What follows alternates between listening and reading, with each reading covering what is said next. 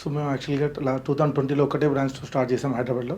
తర్వాత based on requirement అంటే customers requirement and companies రిక్వైర్మెంట్తో మేము ఇంక్రీజ్ చేసుకుంటూ పోతున్నాము.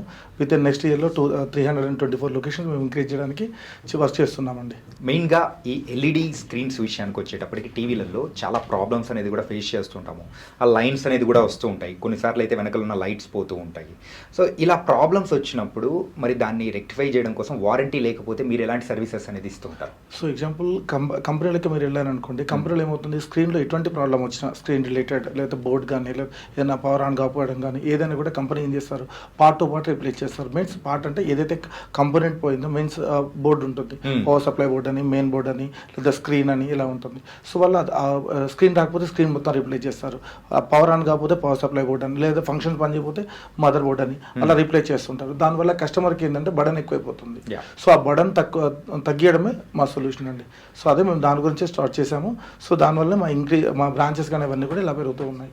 ఆ స్క్రీన్ విషయంలో ఈ మధ్యకాలంలో ఎక్కువ ప్రాబ్లమ్స్ అనేది కూడా ఫేస్ చేస్తూ ఉన్నారు కస్టమర్స్.